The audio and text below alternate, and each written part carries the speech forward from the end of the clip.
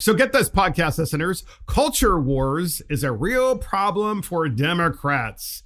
So kind of along this podcast, we have been talking about the culture wars because the fact that parents, especially suburban moms and moms across the country, are so upset with what they're doing at the national, state, and local level. Get this. In the Daily Caller, Meet the Press panel predicts culture war will be a real problem for the Democrats in midterm elections. Meet the Press panel. You gotta love this. NBC, Meet the Press, with Chuck Todd. And they have a panel, right? And I love the panel because the panel always has some lefty Republican. And then, of Larry course, Hogan. And then, and then a bunch of super left, as you would expect, Democrat pundits who are so-called journalists. So Meet the Press panel warned Sunday that the Democrats' current messaging on the culture wars will cause a real problem for the party in the midterm elections. The host discussed a range of social policy issues amongst all of the guests. So podcast listeners, you're going to love it. We have 3 clips on this, right? First, here's Chuck Todd asking, is the right, not the Democrats, he's like, is it the right that is overreaching on this issue? And he asks this to Kimberly Atkins Stohr, of course, 3 names, of the Boston Globe. And we have this exchange first. Here it is.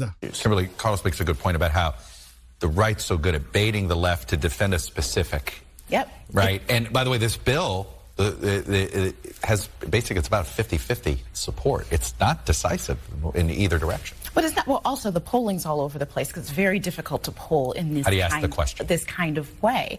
But it's right. The Republicans they see the win in the gubernatorial race in Virginia, and they say that this is how they can just take this playbook over and over and over again. And the Democrats haven't found any way to message again. I mean, the first thing with DeSantis facing off with Disney, right, is if the Republicans are railing against cancel culture, if a government penalize someone over what they say, that's anti-First Amendment. That, the Democrats actually legally are on the winning side of this, yet you haven't heard that message at all. That was Kimberly Atkins Stohr of the Boston Globe saying that House Bill 1557 in Florida, which says that you can't teach transgenderism and sex ed in kindergarten, is stopping free speech.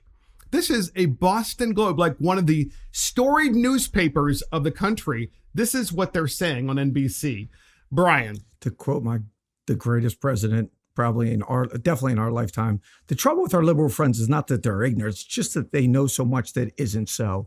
And they live in this false reality, and they see that America is waking up, but in their circles, in their world, where they have a bunch of yes people around them, I'm not so sure if they really see it all the time, or they just want to live the lie and promote this kind of narrative that it's really the right. The right is one thing the right is not, and we are not nearly as organized as the left. Everything they do has been planned out. And it really is. When you talk about culture wars, and Andrew Breitbart said it best, if you lose the culture, politics just doesn't matter. Doesn't matter anymore. Lost them. That's right. And that's what they're doing in the school system, going back to the last point. This has been their training camp, and they've had them. And now people are waking up, and people are leaving the public school system in droves. Thank goodness. If you see the statistics, that's what has to happen. But and what are they saying? Look, I know that I'm paying $8,000, $10,000, $12,000 a year in property taxes to pay for a public school system, and so it's there. It's so bad that I'm willing to say, go ahead and take that $12,000 a year from me, and I'm going to take my own hard-earned money and put it either in a home twice for the same thing. That's exactly right, and that's how bad of a product it is. So Kimberly Atkins Stohr of the Boston Globe, Matt, said that Republicans apparently don't understand free speech as it relates to House Bill 1557 in Florida. And here's the thing. Here's my question, because she also mentioned Disney in that comment too. So literally what the press is saying, at least Kimberly Atkins Stohr of the Boston Globe is saying, is that when you and your children are at Disney, some trans person can come up to your child and go, hey, would you like to come with me to Trans World and groom you some more? I mean, this is, I'm sorry, I almost, rarely curse on this show, but you almost want to throw the F-bomb and say, these people are effed up. I mean, and I never do this because it's just messed up. Well, we've been saying it for a while, and I think that what's really shocking to them is this is the first time like somebody as prominent as a governor, Ron DeSantis, has spoke up against this. And they actually passed legislation to put it in writing. So it's like, well, now you have a bill that you can actually debate. And it comes down to a fundamental question. Do you believe that strangers, and that's really strangers, professionals, even though they may be teachers, do you want them talking without parental notification to kindergartners about sex? And overwhelmingly, the American public does not believe this. And then they normally come out and say, well, we're not doing this. Or if there are some instances where we're doing this is about freedom of speech and everything else. And, some other excuse. I just think the freedom of speech thing is laughable because there's conservatives like the three of us, bigger stage people like Ben Shapiro, Charlie Kirk, that have made a good living off of going to these college campuses and fielding controversial questions, where their side always just wants to cut off the debate. I mean, when was the last time a liberal was actually censored on Twitter? Yeah, so here's my thought process on this is when you pay your taxes, as you said, Brian, and you send your child to public school, you have a stake in the game, and the teachers cannot teach these things without parental consent. And not be teaching them at all, certainly not in kindergarten, as I think we all agree. Conversely, if you go to Disney, it's a private, it's a public company, but it's a private organization. It's a for-profit organization.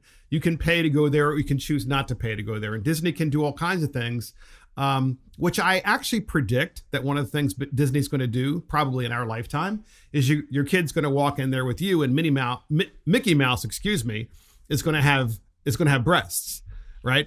And it's like, hey, would you kids like to touch Mickey Mouse's breasts? Because, he's the guy mouse. And the kids are like, I don't understand. Look, this is the left. The left, I hope they're listening to this podcast, because they will probably listen to this and go, oh, no. And others will go, oh, yes.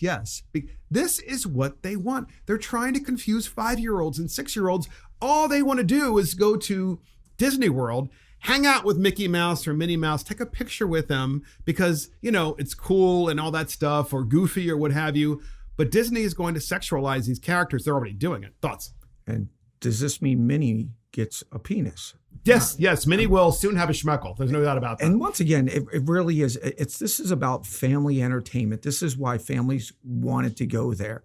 They don't want to go there to confuse their child about sexuality, because most kids at least understand that they are either a boy or a girl, and to show up and see a male mouse with breast is meant to do nothing but create chaos and confusion and force your screwed up way of thinking about the world onto an innocent child. Certainly in Disney, the magic tunnel is going to have a different meaning. That's now. right. Well, but for a corporation the size of Disney that is based on like family values and did movies for you, because we all grew up with Disney, that have this like debate now. I mean, it's just mind blowing to me, because we had this debate about 10 years. It was called Michael Jackson's Neverland Ranch. Right.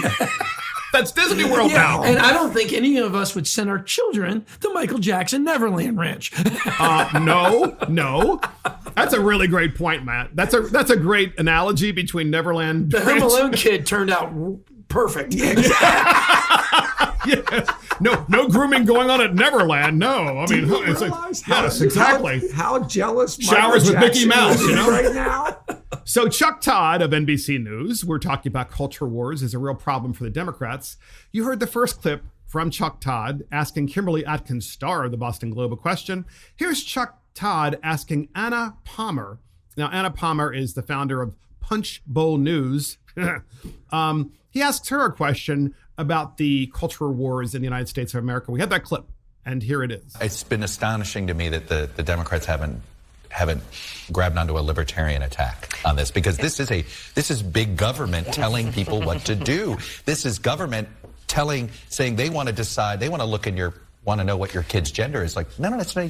Get out of my kid's bedroom. But that's time and again what we're seeing Republicans do right now, whether it looks at what's happening in abortion and all these other cases. And I think Democrats are on their heels, particularly when it came to schools and COVID and mask requirements, and they have not figured out how to message around this. It seems to me, yeah, there's easy slogans you could push back on, but they have not found an animating slogan to kind of push back and get the public sentiment behind them. Brian, Anna Palmer there, who you just heard, she's basically saying that children being taught transgenderism at 5 years old is the same thing as abortion.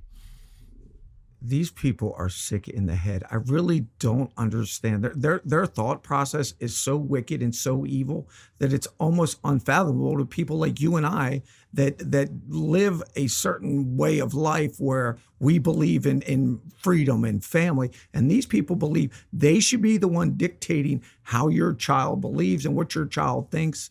And it is so out of whack. And I think that's why we're going to see even in the coming election and elections beyond that people are going to finally reject this and say, this has gone way too far. Because they're messing with people's children. And they're basically, I mean, it's just, look, this is my personal opinion too. And I hope I get feedback on this.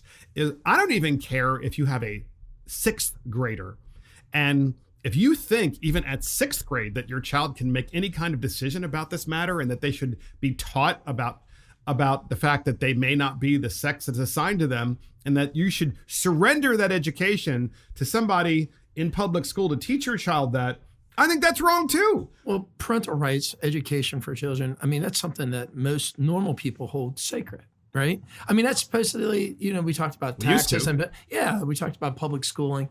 And we always thought like, hey, you become a member of the PTA and you vote for your local school board. And we'd have some choices here on this, on how our kids are educated. And right now, I think it's the first time in a real long time that I can remember where, we're always used to getting punched back. But this is a deal where average people are going up to their local school board member and going up to the media and saying, we don't like this. Why do you need to over-sexualize kindergartners? Why do you need to sexualize it at all? Period. And instead of the school board, it's just like we were talking about earlier with the Democratic Party reverting. Instead of them going, you know what, you're right, we're screwed up, we're going to take a second look at this. They come back and say, you know what, it's your fault. It's the parent's fault. Because we don't trust the parent to make the right decision. And we don't, because you're a racist, you're a homophobe. And your parents are homophobes, so we need this right to teach it to your kids. And look, I think the average person is like sitting back there going, whoa. Exactly. I mean, yes, government is supposed to work for you, not against you. And the red wave that's coming, it should be a tsunami because these people should not have elected political power. They should be as far away, these people, the Dems, from children as possible. I mean, I really believe this because it's, and I said this, earlier on at the beginning of the pandemic, it's like a cloak of evil has cast itself upon our continent. And because under what lifetime would you think that we would even be having this conversation? So before we go to you, Brian, here's NBC News correspondent Josh Lederman. This is also on Meet the Press, of course. Here's NBC News correspondent Josh Lederman talking about the issue of culture wars in America. We have that clip, and here it is. And time and again, we've seen Democrats allow their messaging to almost be defined by the other side in a way that is so hard for them to then get out of. I mean, the problems with the polling on this mirror the problems that Democrats have in messaging on it. If you were to ask the average parent of a first grader, do you want your kid to be taught about sex in first grade? Most parents would probably say, probably not. But if you ask, is it okay for your kid to be read a book about, Peter the penguin who has 2 penguin dads, you're not going to have the same kind of response. But Democrats have sort of ceded the argument on this on so many of these cultural So that's issues. Josh Lederman of NBC News saying the real issue isn't the teaching of sex ed and sexualization in kindergarten and first grade. The real issue is how you're messaging it to the parents. Brian. Well, let me just make one comment that popped in my head when that was playing. If you ever watched the Flight of the Penguin, those penguins walk like hundreds upon thousands of miles to find a mate. Do you think they would have walked hundreds of thousands of miles and then he's like, I decided I want to go with another male penguin? He could probably just stay back there and say, hey, how about you and I? we forget about making this Peter the Penguin meets Dick the Penguin. Yeah, that's right. You and I just sit back here and we'll just have a couple of nice cocktails together and get off on one another and let them go find the female penguins. It is crazy to me that they think this is okay. And let's remember, this is the party that when they revert back to 18 years old, they say, well, no, they're all too stupid to know what a student loan is, so we got to forgive them of that debt because they're not smart enough to make these decisions, but we can confuse them by telling them that there's two dads, penguins. Two penguin dads, two right. penguin dads that we should be teaching and that's here. going to be like something that you actually have to explain. So, Matt, you heard it's going to be hard to top this one. That's going to be hard to top that one. NBC News correspondent Josh Lederman was like, well, it's just a messaging issue. It's not whether you ought to be teaching sexualization and sex ed in first grade, because he used first grade as an example. He said, it's really just because we're not educating parents the right way and telling people that, it's okay to read a book about two penguins who are males getting married. The paraphrase what he said was, well, if you phrase the question where do you want your first grader to talk about sex, most parents would probably say not. No, most parents would say no. But then if you read your child a book about two penguin fathers together, they would probably be okay. No. Why do you feel the need to push this on children that are not your own? These are not your kids. Yes, and to confuse them even further, right? You're confusing them by teaching them this. And I want to make something clear to the Mark and Millennials audience out there. Once you were an adult, we don't care who you marry or what you do. We don't care. Those are your choices. But when did it happen, guys? When did it happen that the left decided that wasn't good enough?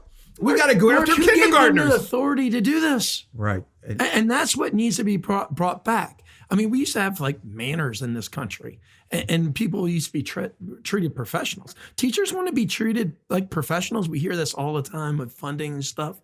They need to start speaking up against this. The union needs to start speaking up against it. And if they're not, well, then they need to be called out as well. So, Brian, how would one of the pages read when Peter the Penguin meets Dick the Penguin? And they start reading this to the kids. And, hey, how you doing? That's right. That's a nice tuxedo you got on there. Is it cold in here? Just me?